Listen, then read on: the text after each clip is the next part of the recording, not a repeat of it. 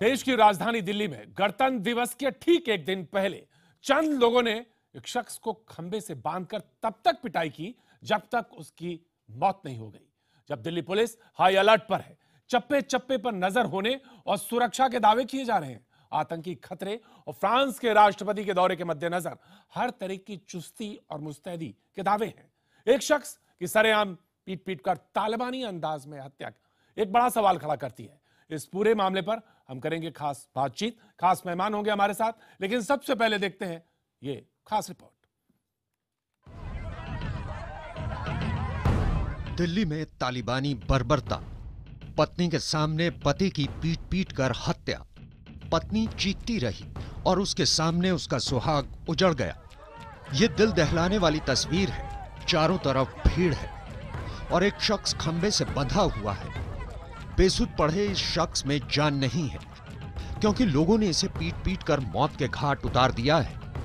ये तस्वीरें हैं दिल्ली की, देश की राजधानी की, राष्ट्रपति और प्रधानमंत्री के निवास से चंद किलोमीटर दूर। पश्चिम दिल्ली के भलसवा डेरी इलाके में शख्स को चोरी के आरोप में पकड़ा और फिर उसको खंबे से बांध दिया और फिर लाठी, डंडे, लात घूंसों से बेरहमी से पीटना शुरू कर दिया।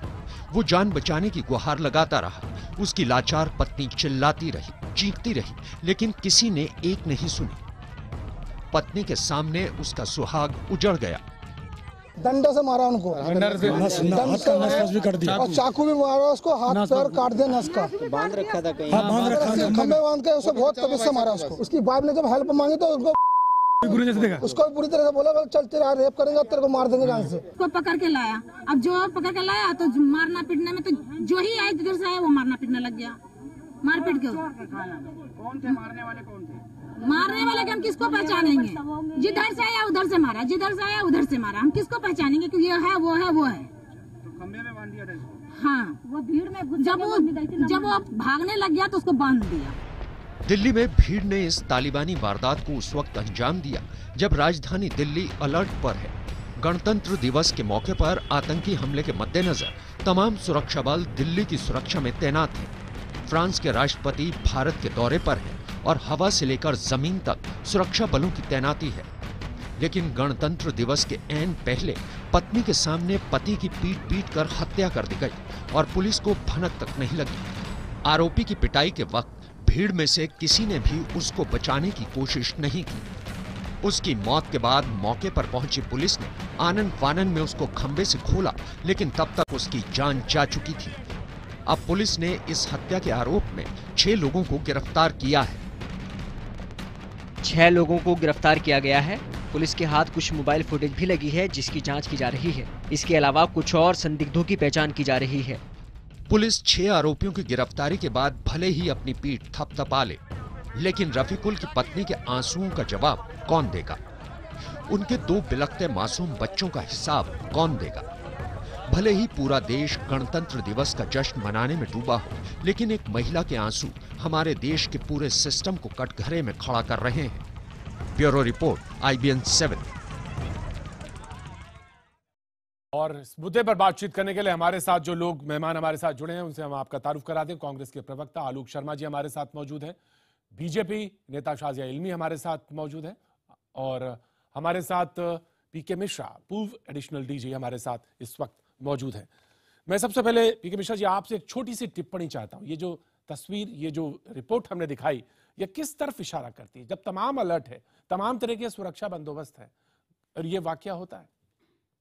प्रतीक, मैं बताना चाहता हूं कि इतना इंसिडेंट जब नॉर्थ वेस्ट बलसवा डायरी के पास हुआ, तो जब ये पहला किस्सा हुआ, जब इन्होंने 6 आदमी ने रमाकांत पांडे के ऊपर अटैक किए, जब रफीकुल ने पहला अटैक किया, टाइम वही था जब इंफॉर्मेशन पुलिस के पास पहुंच जाना चाहिए था, क्योंकि इतना नजदीक है, इतना डिप्लॉयमेंट है, तो इस टाइप का इंफॉर्मेशन जरूर पहुंचना चाहिए था। सेकंड है, ये पहला केस है क्योंकि उसमें चाकू भी इस्तेमाल किया गया है। ये एक केस है थेफ्ट का जो 379 380 IPC का है, उसमें अलग केस था। उसके बाद जो इंसिडेंट हुआ वो बहुत खतरनाक है, क्योंकि वो सीधा मर्डर का केस है, क्योंकि उसको रमाकांत पांडे, राजकुमार और उनके ग्रुप जितने ड्राइवर्स थे और वो जो स्टोर्स के जो आदमी थे उन्होंने मिल करके उसको खंभा में बांध करके जो लोगों को उस्काया गया और उसको बर्बरता तरीके से मारा गया, जिसमें उसका वो शहीद हो गया। तो और उसके साथ सामने उसका वाइफ मौजूद है, जिसके 2 छोटे छोटे बच्चे उसके सामने मारा गया और उसको मार दिया गया। तो ये चीज बिल्कुल शर्मदायक है और ये होना नहीं चाहिए। सर इसका जवाब बिल्कुल नहीं होना ऑफ कोर्स इसका जवाब मैं एकदम आपके पास आऊंगा, बिल्कुल आऊंगा। लेकिन मैं शाजिया के पास जाना चाहता हूं। शाजिया, इसकी रिस्पॉन्सिबिलिटी किसको ओन करनी चाहिए?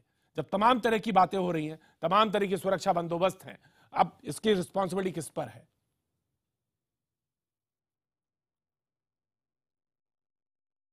मुझे लगता है कि ये एक तो बहुत ही गलत चीज हुई है और पुलिस को भी इसकी जिम्मेदारी लेनी चाहिए और जिन लोगों ने मारा पीटा है उनके खिलाफ एक मामला दर्ज होना चाहिए, क्योंकि जो उन्होंने किया है वो पूरी तरह से गलत है। और सोचिए, मतलब मुझे यकीन नहीं आता है कि आज के इस दौर में मतलब इतनी मानवता मर गई है कि जो भी इल्जाम हो, लोगों में कितना आक्रोश और गुस्सा है कि वो ऐसे बेरहमी से मार रहे हैं। ये किसी क्रिमिनल से कम नहीं है जो उस बंदे को जिसको मारा है उसको ब्लेम कर रहे हैं। तो मुझे लगता है इनके खिलाफ मामला दर्ज होना चाहिए और सख्त से सख्त कार्रवाई होनी चाहिए, इसलिए ताकि एक एग्जाम्पल तो हो लोगों के लिए कि कानून वो अपने हाथ में नहीं ले सकते। इस तरह से वो क्रिमिनल माइंडेड लोग जो है नहीं घूम सकते और किसी को भी इतनी बेरहमी से नहीं मार सकते। शाजिया, आप इस मौके पे ये नहीं कहना चाहेंगे कि दिल्ली का जो मसला है उसमें पुलिस जो है, पुलिसिंग जो है वो दे देनी चाहिए खासतौर से राज्य सरकार को, दिल्ली स्टेट को? नहीं, दिल्ली पुलिस में अगर गलती हुई है तो चाहे राज्य सरकार हो केंद्र सरकार हो, हम उसमें पॉलिटिक्स क्यों करें?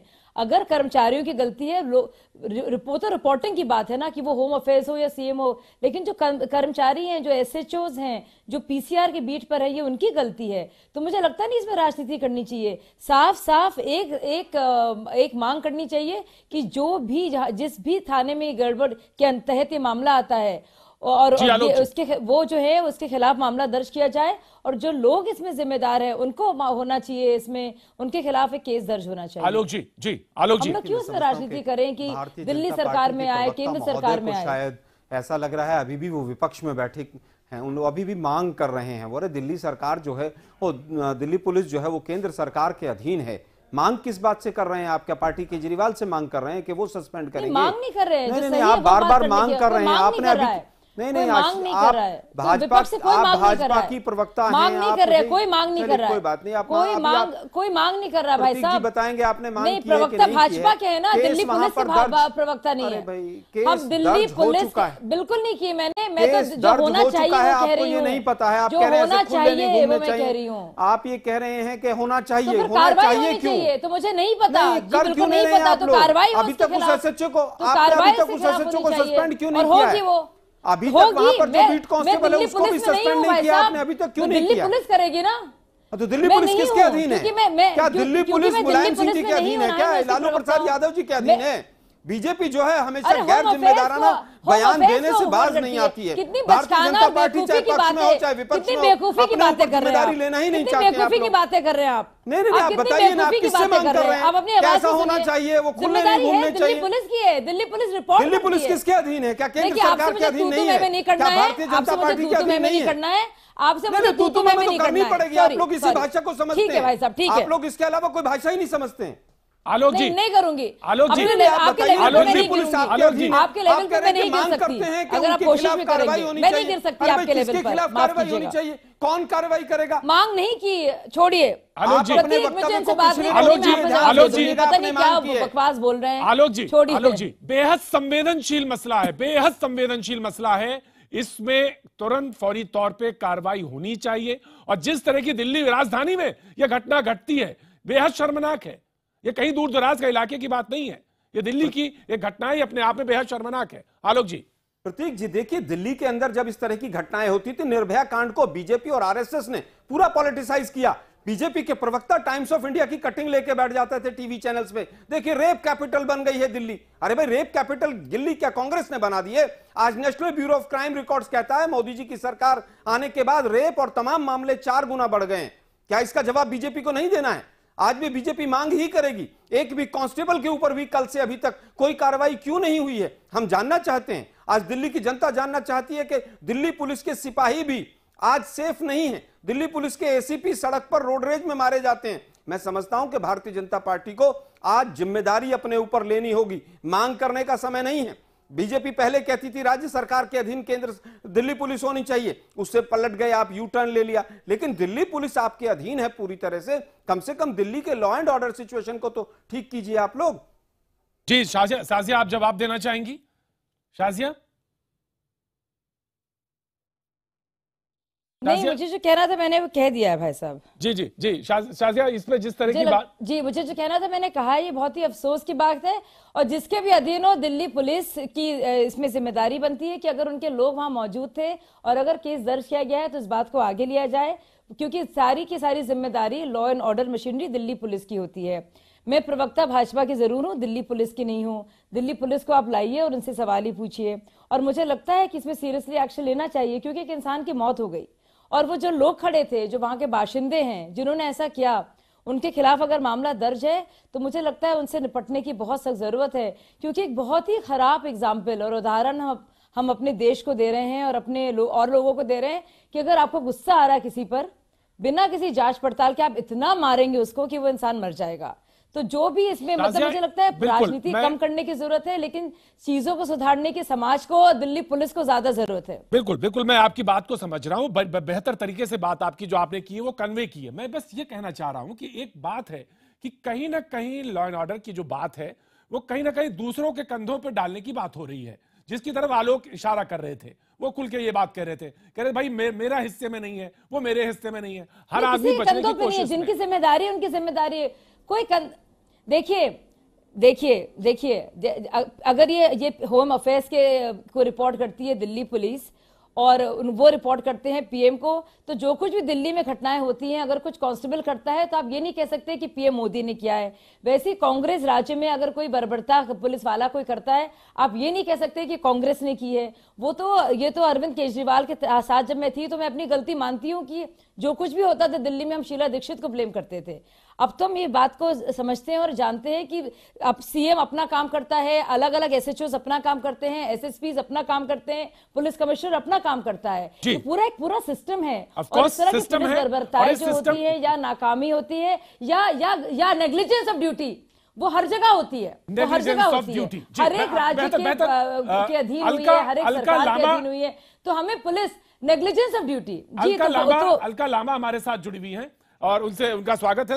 अलका जी, ये मैं जानना चाहता हूं कि आप किसको मानती हैं रिस्पॉन्सिबल है, क्योंकि इस तरह की घटना अगर दिल्ली में होती है, दूर दराज के इलाके की नहीं है, जिस तरह से अभी पीके मिश्रा जी इस तरफ इशारा कर रहे थे, कौन रिस्पॉन्सिबल है, किसकी जिम्मेदारी है, कौन ऑन करेगा, ये सवाल दिल्ली पूछ रही है। देखिए, सबसे पहले तो मैं इस बात को गलत मानती हूं कि लोग कानून अपने हाथ में ले रहे हैं, लेकिन मैं फिर कहूंगी लोग आज क्यों अपने हाथों में कानून ले रहे हैं, बड़ा प्रश्न वो भी है। क्योंकि पुलिस कहीं ना कहीं अपनी जिम्मेदारियों को, बढ़ते अपराधों को, चोरियों को रोकने में नाकाम हो चुकी है। इसलिए लोग मजबूर होकर एक गलत काम कर रहे हैं कि कानून अपने हाथों में ले रहे हैं। एक चोरी के आरोप में एक लड़के को पकड़ के सरेआम पीट के बहुत घंटों तक ये सब सिलसिला चला और उसे मौत के घाट उतार दिया गया। पुलिस जब चोरी हो रही थी तब भी नाकाम रही उसे रोक पाने में। उसके बाद चोर को पकड़ के जब पीटा जा रहा था, मौत के घाट उतार दिया, पुलिस तब भी नहीं आई। तो यहाँ दोनों तरफ चोरी या लोग अपने हाथों में कानून ले रहे हैं, दोनों में पूरी तरह से दिल्ली पुलिस की नाकामी को देखती हूँ। और मुझे लगता है इसमें जिस तरीके से लोगों को अगर इसमें दोषी बनाया जाता है, एक आदमी को मौत के घाट उतार दिया गया चोरी के आरोप में, तो दिल्ली पुलिस को भी दोषी ठहराती हूँ। अलका वेरी सॉरी, मैं बिल्कुल आलोक जी को देना चाहूंगा। जी आलोक जी, आप बोलना चाहते हैं, मैं सवाल बाद में कर लूंगा, पहले आलोक जी को मौका। भारतीय जनता पार्टी को समझ आने लगा है कि एसपी होता है, एसीपी होता है और पुलिस होती है और पुलिस की जिम्मेदारी होती है। अब समझ आने लगा है इनको जब से सत्ता में आए हैं। और पार्टी केजरीवाल का भी ट्विटर का खेल खामोश है। केजरीवाल जी दिल्ली के अंदर कोई भी चीज होती थी तो पूरी तरह से दिल्ली सरकार को कटघरे में खड़ा कर देते थे। आज इनको भी समझ आने लगा है कि दिल्ली पुलिस जो है वो केंद्र सरकार के अधीन है और दिल्ली सरकार के अधीन नहीं है। आप पहले जिस तरह से शीला दीक्षित जी की सरकार के ऊपर आरोप लगाते थे, आज इन दोनों को समझ आने लगा। नहीं, केंद्र में बेशक हमारी सरकार थी, लेकिन शीला दीक्षित जी को किस तरह से आप लोग कटघरे में खड़ा करते थे, ये पूरी तरह से समझ आ रहा है। नहीं नहीं, आज कौन जिम्मेदार है? क्या केजरीवाल जी की कोई जिम्मेदार नहीं है? आपका जो 71 पेज का किया है, आपका जो 71 पेज का जो मैनिफेस्टो था, जिसको विजन डॉक्यूमेंट कहते थे, उसमें महिला सुरक्षा और तमाम इश्यूज आपने लिए थे, उनका क्या हुआ? आज केजरीवाल जी की कोई स्टेटमेंट नहीं आती है। केजरीवाल जी क्यों दुबक के बैठे हुए हैं? क्यों नहीं धरना देते हैं? क्यों नहीं प्रदर्शन करते हैं? अपनी वीआईपी सुरक्षा से ज्यादा इन्होंने कभी नहीं किया। नहीं, दोनों ही पार्टियां आज इनको पूरा दिल्ली की जनता पूरी तरह से आज इनका आईना देख रही है, बेनकाब कर दिया है केजरीवाल जी को भी और बीजेपी की सरकार को भी। आलोक जी, अलका जी, आप दोनों से बस